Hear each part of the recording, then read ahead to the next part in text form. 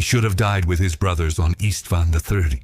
Sergeant Cale Stroud of the Sons of Horus stood in the observation deck of the Vengeful Spirit, watching Terra burn 60 million kilometers away. His armor, once pristine white, now the color of old blood, still bore scorch marks from the virus bombs that should have ended him. But he'd survived. They all had. The loyalists who'd clawed their way off that doomed world. And now, standing before the Emperor's assembled legion masters in the Grand Strategium, he wondered if survival had been the crueler fate. The chamber stretched vast and golden, its vaulted ceiling lost in shadow despite the lumens blazing along every wall. 18 Primarchs stood in a semicircle, demigods carved from myth and genecraft, their presence a weight that pressed against Cale's ribcage.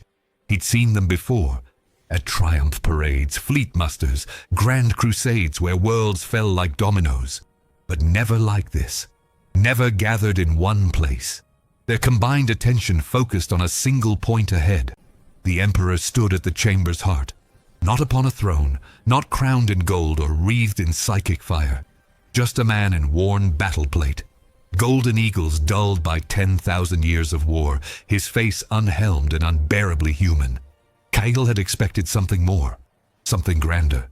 The being who'd unified Terra, who'd forged humanity's scattered colonies into an empire spanning 500,000 worlds, should have been more than flesh and bone. My sons, the Emperor's voice carried without amplification, resonant and warm. I have gathered you here because I have made a terrible mistake. Silence crashed through the strategium like void cold water. Cale's grip tightened on his bolter. He'd been summoned here as a witness, one of the few loyalists retrieved from Istvan III before the planet's atmosphere ignited. His brothers called him lucky. He'd stopped correcting them after the third nightmare, where he burned alongside everyone else. For 40 years, the Emperor continued, I have asked you to conquer in the name of reason, to bring enlightenment through force, to spread the imperial truth, that the universe operates by physical law, that gods and demons are nothing but superstition, given form by ignorance. His gaze swept across the assembled Primarchs, lingering on each face. I have lied to you. The word hit like a thunder hammer. Cale saw the reaction ripple through the demigods. Horus, War Master, and favorite son went rigid. Guilliman's tactical mind visibly stalled mid-calculation. Magnus the Red's single eye widened, psychic energies crackling unbidden around his crimson armor. Only a few remained impassive. Mortarion, who trusted nothing. Alfarius, who expected deception. The Khan, whose weathered features revealed nothing. There are powers in the warp, the Emperor said, each word precise as a surgeon's cut. Entities of vast intelligence and malevolence. They are ancient beyond measure. They feed on emotion, thought, suffering. They corrupt absolutely, and they have been humanity's greatest predator for longer than recorded history. Cale felt his throat constrict. The warp. They'd all traveled through it, emerging from the immaterium at new stars with their minds intact but occasionally touched by something that didn't belong. Navigators went mad sometimes. Astropaths screamed in their sleep. Everyone knew the warp was dangerous. But this? Why? Magnus stepped forward, his voice trembling between fury and desperate hope. Why conceal this? I have studied the warp for decades. I have touched its currents, learned its secrets. If you knew of these entities, why forbid us from understanding them? Because understanding is the first step to damnation. The Emperor's expression didn't change, but something in his eyes, ancient, exhausted, made Cale's enhanced physiology register threat. This was a being who'd fought wars before human civilization learned to work bronze, who'd watched empires rise and collapse like waves against stone, who carried burdens that would crush anyone else into madness. These entities cannot be reasoned with, the Emperor continued. They cannot be negotiated with or understood in any meaningful way. They exist to corrupt, to deceive, to consume. Every soul that opens itself to them, that seeks their power or attempts communion, becomes a vector for their influence. Knowledge of them is infection. And why tell us now? Rogel Dorn's voice, granite hard and practical. What has changed? The Emperor turned, and Kyle saw the monitors along the chamber's far wall flicker to life. Images cascaded across the screens. Worlds burning. Cities consumed by warp stuff that obeyed no physical law. Men and women transformed into shrieking abominations. The hulls of warships twisted into impossible geometries. Lorgar has already fallen, the Emperor said quietly. The chamber exploded. Questions erupted from a dozen throats simultaneously. Denials. Demands for proof. But Kyle watched the Emperor's face and knew this was no speculation. This was fact delivered with the weight of absolute certainty. The word-bearers have embraced the entities of the warp, the Emperor continued, speaking over the chaos. They call them gods. They build temples in their honor and sacrifice billions to earn their favor. Lorgar believes he has found truth in the imperium. He has found only damnation. Kale had fought alongside word-bearers on a dozen campaigns, had broken bread with their chaplains, compared tactics with their sergeants. The thought of them bowing to warp things, of offering their souls to entities that fed on suffering, it was obscene, but not impossible. That was the part that froze his blood. When the Emperor spoke, Kale could imagine it perfectly. Lorgar's endless need for faith, for purpose beyond the material. His heartbreak at Monarchia when the Emperor rejected his worship. That wound festering for decades, seeking outlet, finding something that would accept his devotion without question. Show us, Horus demanded. The War Master stood at his full height, authority radiating from every gene-enhanced muscle. If Lorgar has betrayed us, show us proof. Then we'll burn his legion to ash and scatter them across the void. The Emperor gestured, and the monitors changed. What followed made Kyle wish for blindness. Worlds where human populations had been transformed into living engines of worship, their bodies fused into writhing pyramids of flesh that screamed prayers to the dark gods. Ships where word-bearers had conducted rituals that tore reality open, allowing things to pour through. Entities that wore human skin like poorly fitted clothes. Demons that existed in too many dimensions to look at without bleeding from the eyes. One image showed a word-bearer chaplain standing before an altar made of children. The chaplain was smiling. Kyle doubled over and vomited inside his helmet, purge valves automatically engaging to prevent drowning in his own bile. Around him, several other witnesses did the same. Even some of the Primarchs stepped back, their post-human composure cracking under the weight of what they'd seen. This is what knowledge of chaos brings, the Emperor said, voice cutting through the horror. This is why I concealed the truth. Every soul that learns of the ruinous powers becomes vulnerable to them. They whisper. They offer power, knowledge, transformation. They show you futures where you win, where you save everyone, where you become something greater. And when you reach for that promise, they devour everything you are. Then why tell us now? Fulgrim's perfect features twisted with incomprehension. If knowledge damns, why contaminate us all? Because concealment has already failed. The Emperor's admission hung in recycled air. Lorgar has been spreading his primordial truth for decades. His chaplains have seeded warrior lodges throughout your legions, preparing the ground for corruption. Half of you have already been touched by chaos influence without realizing it. I hope to save you through ignorance. Instead, I created blind sheep for wolves to slaughter. Hale saw the calculation in every Primarch's eyes. Which of them was compromised? Who could still be trusted? The Emperor had just weaponized paranoia and called it salvation. So you gather us here, Perturabo's words dripped acid. Reveal that cosmic predators want to eat our souls. That one of our brothers has already fallen. That we've been fighting blind while corruption festers in our ranks. And you expect this to help? I expect you to fight with your eyes open. Really? The Emperor moved to the chamber's center, and Kale felt the temperature drop. Power built in the air, psychic pressure that made his teeth ache despite null field shielding. This was the Emperor unveiled. Not the benevolent father figure from propaganda, but something older and infinitely more dangerous.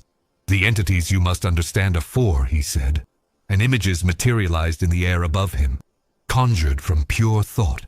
Korn, the blood god, who feeds on violence and rage. Ziench, the architect of fate, who weaves plots within plots and hungers for forbidden knowledge. Nurgle, the Plague Father, who offers respite through decay and entropy. Slanesh, the Dark Prince, newest and most insidious, who promises perfection through excess. Each image was a violation. Kale tried not to look but couldn't help himself. The things had forms that contradicted themselves, existing in states that made his enhanced brain scream for resolution. They were conceptual somehow, more real than reality, more true than truth. They have already marked some of you, the Emperor said, turning to face Magnus directly. You, my red son, who have drunk so deeply from the warp's well. They watch you, wait for you, hope you will choose power over caution. Magnus's face went through a dozen expressions in a heartbeat. Outrage, fear, defiance, desperation. I have done nothing wrong. My studies serve the Imperium. I would never... I know. The Emperor's voice softened. And that is why you are the most dangerous. Good intentions pave the surest road to damnation. They will offer you the power to save Prospero, to protect your sons, to prove your father wrong. And when you reach for that gift, they will own you completely. The silence that followed felt like mourning. Cale understood then. This wasn't a revelation meant to prevent the fall. It was damage control after the collapse had already begun. The Emperor was trying to save whoever could still be saved, knowing he'd already lost some of them. What do you need from us? Guilliman's voice cut through the despair with its usual pragmatism. You have revealed the threat. Now reveal the solution. There is none. The words landed like artillery shells. Chaos cannot be defeated, only resisted. The entities of the warp are eternal, sustained by the very emotions that make us human. As long as humanity feels rage, despair, ambition, pleasure, the dark gods will exist. Our only hope is the webway. The Emperor turned to the monitors, and they showed something new. A vast network of tunnels through unreality. Corridors that bypassed the warp entirely, allowing travel without exposing travelers to the entities that lurked between stars. Beneath the Imperial Palace, I have been constructing a gate, he explained. A passage into the ancient Aeldari webway. If we can access and expand this network, humanity can sever its dependence on warp travel. We can starve the dark gods by denying them access to our thoughts, our fears, our souls during transit. How long? Horus asked. The question came out steady, controlled, but Cale heard the edge beneath it. The War Master was calculating whether this changed anything, whether the Emperor's secret project had been worth abandoning the crusade. Decades, perhaps centuries. The work is delicate, and interference would be catastrophic. So we fight without you. Not a question. Horus's jaw tightened. You ask us to wage war against entities that can twist reality while you hide beneath terror, playing with Aeldari relics. I ask you to hold the line while I build our salvation. The two stared at each other, father and son, Emperor and War Master, and Cale saw the fracture between them. It had been there for years, widening slowly, and this revelation hadn't bridged the gap. If anything, it had become a chasm. We need protocols, Sanguinius said, his melodious voice breaking the tension. The angel moved forward, wings folding behind him in a rustle of white feathers. If chaos corrupts through knowledge and emotion, how do we identify the fallen? How do we save those who can be saved? You don't. The Emperor's bluntness sent shivers through the assembly. Anyone who shows signs of corruption must be killed immediately. Hesitation is death. Mercy is damnation. There is no saving someone once chaos has its hooks in their soul. That's madness, Vulcan protested. We're meant to slaughter our own brothers on suspicion? How many loyal sons will die because we're too afraid to determine truth? Fewer than will die if you show restraint. The calculation was brutal in its simplicity. The Emperor was willing to accept collateral damage, even massive collateral damage, to contain this threat. He'd sacrifice millions of loyal servants to kill thousands of corrupted ones without hesitation. Kyle realized he was shaking.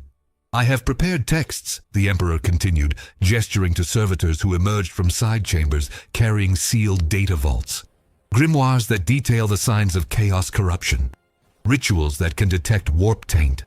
weapons and wards forged specifically to counter demonic entities. You will distribute these to your most trusted officers. You will train anti-chaos specialists, and you will purge without mercy. The vaults were opened, and the assembled Primarchs approached to receive their dark education. Kybul watched their faces as they accessed the information, saw horror, revulsion, anger, and in a few cases, something that might have been terrible fascination. Magnus stood apart from the others, his hands clenched. The Crimson King had just learned that his life's work, communion with the warp, harnessing its energies for humanity's benefit, had been nothing but dancing on a knife's edge above an abyss. One slip, and he'd have damned himself and everyone he loved. "There's something else," Mortarian's sepulchral voice cut through the chamber. "If Lorgar has fallen, if the word-bearers are already corrupted, they won't simply wait for us to mobilize against them. They'll strike." "They already have," the Emperor confirmed. "Horus, your fleet is compromised. Erebus, Lorgar's first chaplain, has planted warrior lodge members throughout your command structure. They will attempt to turn you when the moment comes." Horus's face went white with fury. "Give me names. I'll kill them myself."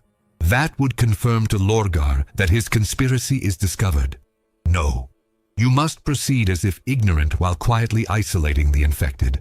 Use them to feed false intelligence back to the word-bearers. Make them believe they still have the advantage." The deception required made Kale sick.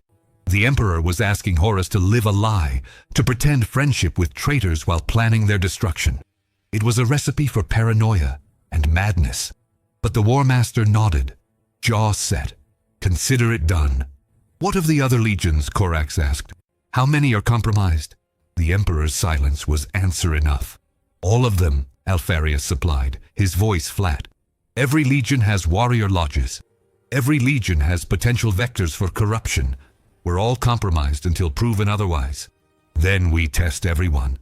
Dorn's solution was immediate and absolute. Psychic screening. Interrogation under truth serum. Anyone who refuses is presumed tainted. "That won't work," Magnus interjected bitterly. "The corrupted won't even realize they're corrupted at first. Chaos is insidious. It makes you believe you're still loyal, still serving the Emperor's will, right up until you're sacrificing children on altars made of your brother's bones." The image from earlier flashed in Kale's mind, and he shuddered. "So we're already lost," Fulgrim said quietly. "We just don't know it yet." "No." The Emperor's denial carried absolute conviction. "You have something Lorgar and his ilk abandoned. Purpose beyond self-interest. The ruinous powers corrupt by offering gifts, by playing on desires and fears. They promise power to the ambitious, vengeance to the wronged, transformation to the dissatisfied. But if you remain focused on humanity's survival rather than personal glory, their temptations lose force." "Pretty words," Kurze rasped from the shadows where he'd stood silent throughout the revelation. "But we both know ambition, vengeance, and dissatisfaction describe half the Primarchs in this room. How long before one of us decides your vision for humanity is flawed? Before chaos whispers a better way?" The Night Haunter smiled, all sharp teeth and prophetic certainty. "I've already seen how this ends, Father. This meeting changes nothing. The die is cast." "Then make my visions wrong," the Emperor shot back. "Choose differently than fate suggests. Prove that free will still exists." Kurze's laugh was hollow. "We'll see." The assembly continued for hours. Kyle stood witness as the Emperor laid out the war to come. Not the grand crusade against Xenos and renegades, but a desperate defense against corruption from within. He detailed the signs of chaos worship, the symptoms of demonic possession, the telltale markers that separated loyal servants from hidden traitors. He explained how chaos worked, how it seduced through incremental compromise, how it made the damned feel righteous even as they committed atrocities, how it offered power that always cost more than it gave. And with each revelation, Kale saw the Primarchs harden. Some, like Gilliman and Dorn, approached the threat as a tactical problem to be solved through discipline and organization. Others, like Russ and the Khan, treated it as prey to be hunted and destroyed. A few, like Angren and Kurze, seemed almost amused, as if they'd always suspected the universe was this hostile and felt vindicated. But Magnus looked like a man watching his life's work burn. "I need to warn my sons," the Crimson King finally said. "On Prospero, they practice the very arts you've just declared damnation. If I don't—" "You will follow protocol," the Emperor interrupted. "The grimoires contain methods for psychic defense that don't involve direct communion with warp entities. Teach them those. Anything else is too dangerous. My legion has already touched the warp. We can't simply stop. To shut ourselves off from our abilities would be to save your souls." The Emperor's voice carried finality. "I gave you gifts, Magnus. Powerful ones. And in my arrogance, I assumed you would exercise the caution necessary to wield them safely. I was wrong. Now I'm correcting that mistake." The rebuke struck like a physical blow. Magnus reeled back, psychic corona flaring and fading in rapid succession, his single eye bright with tears he'd never allow to fall. "You're crippling me," he whispered, "asking me to amputate my own soul. I'm asking you to live." Cale wanted to look away from the raw pain on Magnus's face, but couldn't. This was the price of revelation. Not just awareness of the threat, but understanding of how much had already been sacrificed. How much more would need to be sacrificed? The Primarchs were being asked to cut away parts of themselves to survive, and not all of them would make that choice. "We're done here," Horus announced suddenly. The War Master's authority cut through the emotional maelstrom. "Father, you've given us information. Now we need time to process it, to plan responses, to protect our legions. I'll convene a war council with the other Primarchs within the week." The Emperor nodded slowly. "Distribute the grimoires carefully. Knowledge of chaos is dangerous even when delivered with the best intentions. Make certain your highest officers understand the stakes." The Primarchs filed out, and Kyle saw them leave in clusters. Small groups forming around ideological lines, tactical partnerships, bonds of brotherhood that might be the only thing standing between them and corruption. Gilliman and Dorn walked together, already discussing organizational frameworks. Russ and the Khan spoke in low voices about hunting strategies. Magnus left alone, a figure of exile even among his brothers. Only Horus remained. The War Master stood before his father, and Kyle felt the weight of something unspoken between them. This was the moment that would define everything. Whether the Emperor's favorite son would accept this new reality or reject it. "Why didn't you tell me?" Horus asked quietly. "Before the others, before Ulanor. Why make me War Master without revealing the true nature of our enemy?" "Because I hoped you'd never need to know." The Emperor's voice carried regret so profound it made Kale's chest ache. "I hoped to win before chaos could corrupt you. To build the webway, sever humanity's dependence on the warp, and starve the dark gods into irrelevance. I gambled that you could lead the crusade in ignorance while I worked in secret. I was wrong. You were arrogant." The accusation hung in golden air. "Yes," the Emperor agreed. "I was. I am. Arrogance is perhaps my greatest flaw. Believing I alone could shoulder this burden, that I alone possessed the wisdom to navigate these dangers. I thought keeping you ignorant would protect you. Instead, I left you vulnerable."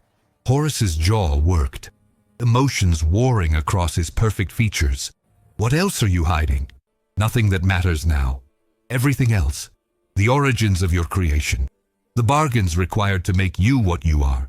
Pales beside the threat chaos represents. Focus on survival. Save questions about the past for when we've secured the future. If there is a future." The Emperor's expression softened. "There will be. Because you will lead humanity through this darkness, just as you led the crusade. You are my greatest achievement, Horus. My most perfect son. If anyone can hold the Imperium together while I complete the webway, it's you." The word should have been comfort, pride, validation. Instead, Kale saw them land on Horus like chains.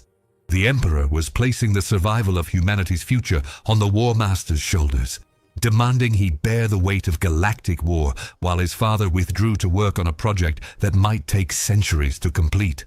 All while fighting enemies who could twist reality and corrupt through the very knowledge required to resist them. It was too much to ask, but Horus nodded because he was the War Master, and that was his purpose. "I won't fail you," he said.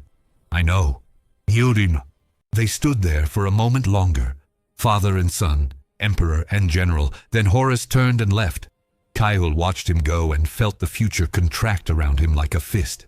The emperor remained in the empty strategium, alone with his thoughts and a handful of witnesses he'd forgotten to dismiss. Kyle started to retreat, to give the master of mankind privacy, but movement caught his eye. The emperor was weeping.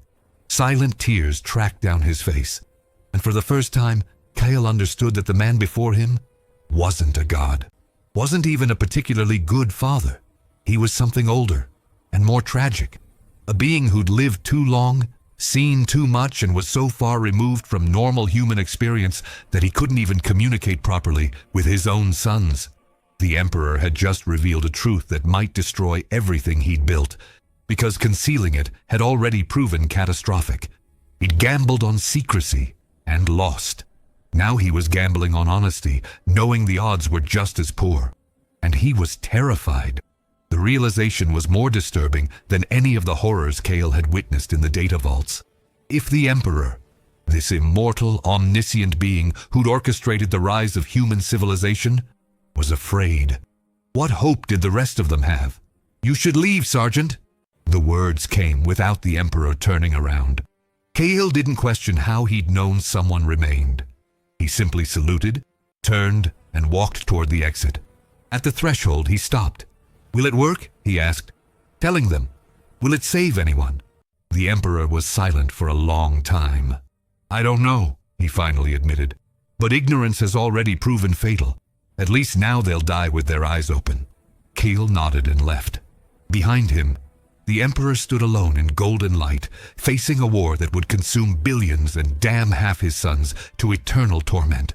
All because he'd tried to protect them through deception instead of trust. The irony was almost beautiful. 3 months later, Kyle stood in the ruins of Istvan V and understood that knowledge had changed nothing. The drop site was a graveyard. 100-meter craters pocked the landscape where orbital bombardment had turned loyal astartes into vapor. Shattered armor lay scattered across black sand. Word-bearers, world-eaters, Emperor's children, Death Guard, all the legions the Emperor had warned them about.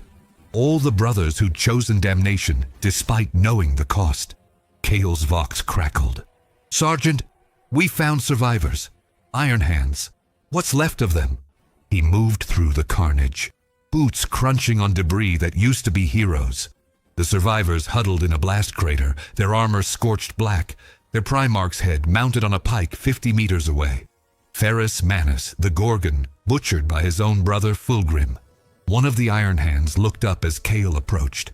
His faceplate was cracked, revealing flesh beneath that had begun to cybernetically corrupt. Metal growing through skin like a disease. "He knew," the Iron Hand whispered. "Fulgrim knew about chaos. The Emperor told him, showed him the grimoires, warned him what the ruinous powers would offer." Blood bubbled from his mouth. "He chose it anyway." Kale knelt beside the dying warrior. "Why?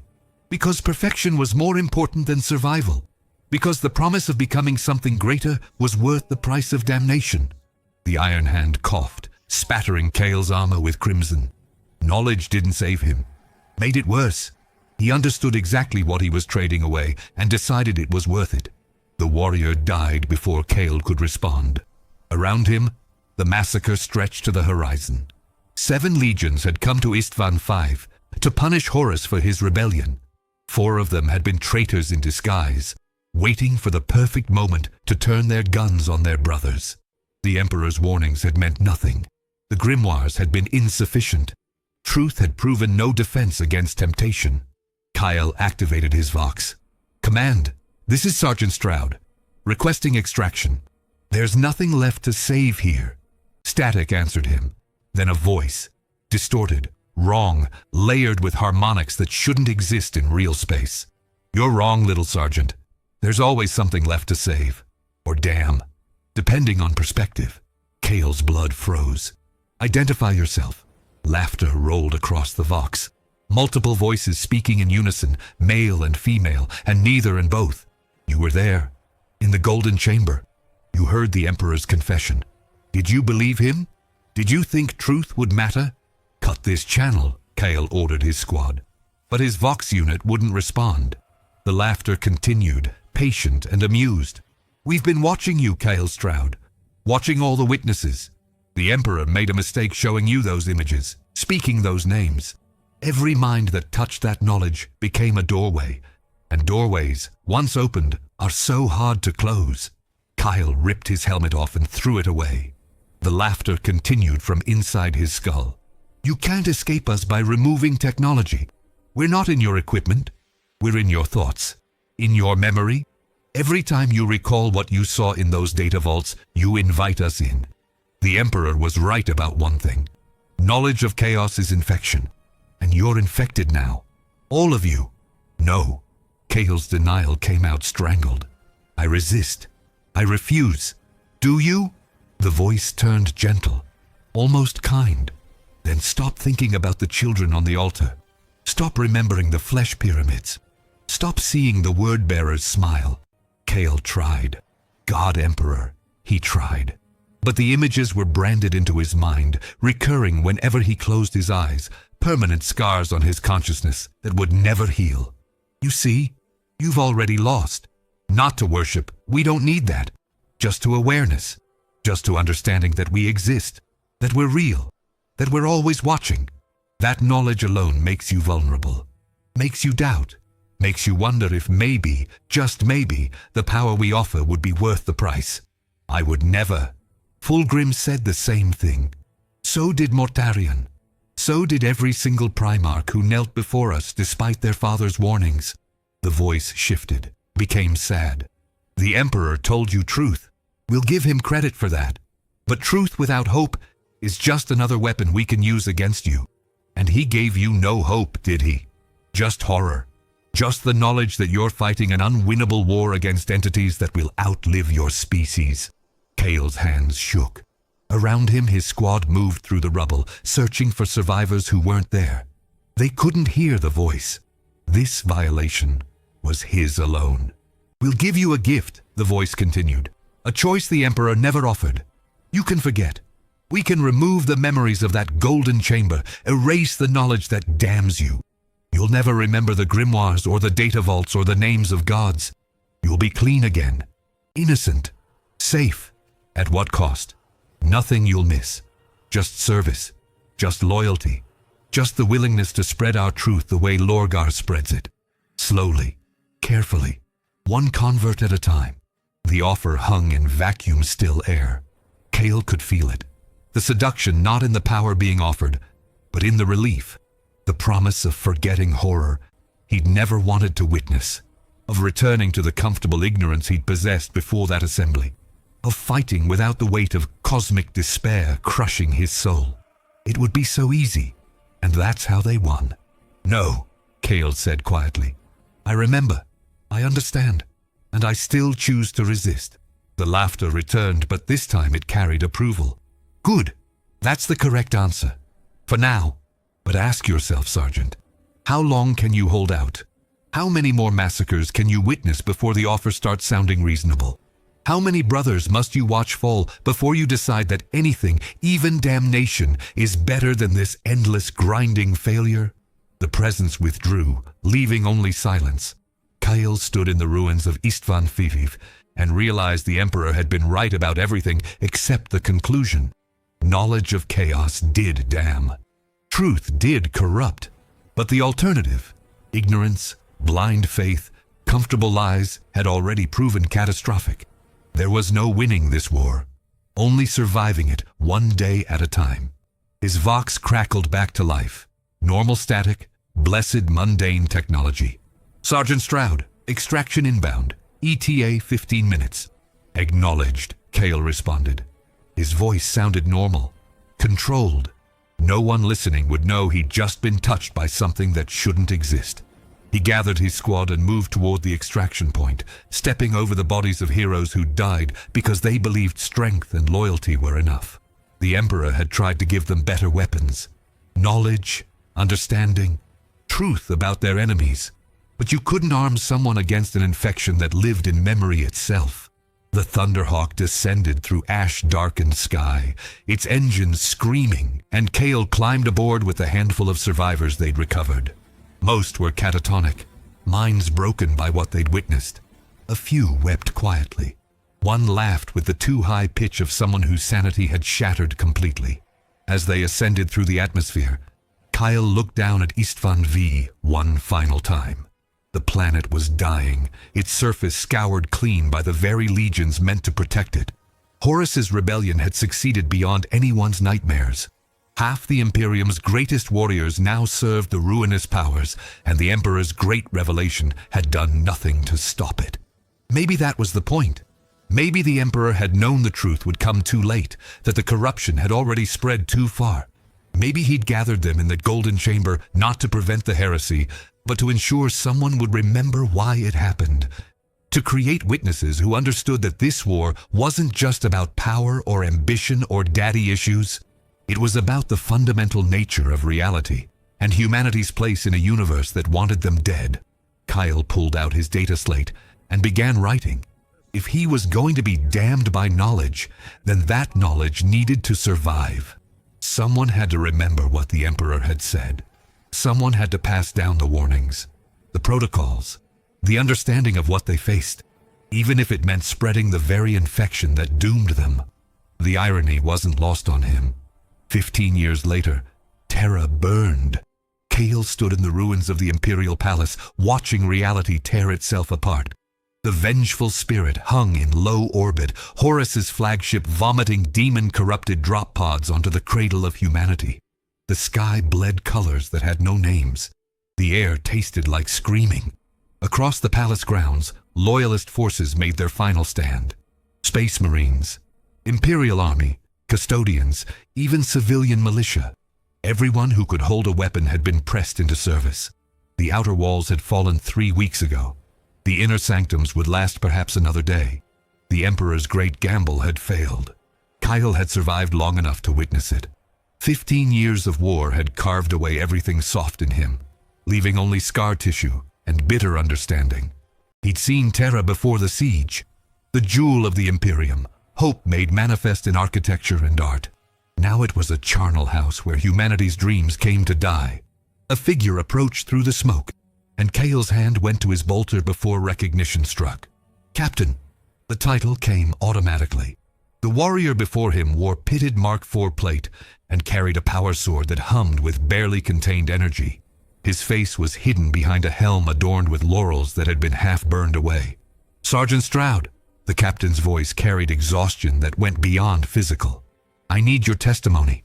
Kyle's confusion must have shown, because the captain continued. You were there, in the Strategium, when the Emperor told the Primarchs about chaos. I need to know, word for word, what he said. Why? We're losing.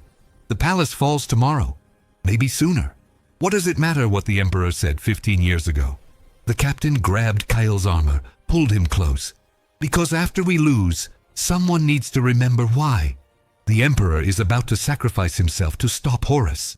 He's going to become something else. A corpse on a throne, a beacon in the warp, a myth for future generations to worship despite his hatred of religion. And when that happens, the truth of what he tried to do, what he tried to prevent, will be lost. Understanding dawned cold and terrible. You're compiling a record. The Lectitio Divinitatus was Lorgar's lie. The imperial truth was the Emperor's. Someone needs to write down what actually happened. The warnings he gave, the choices we made, the reasons everything fell apart. Otherwise, future generations will just repeat our mistakes.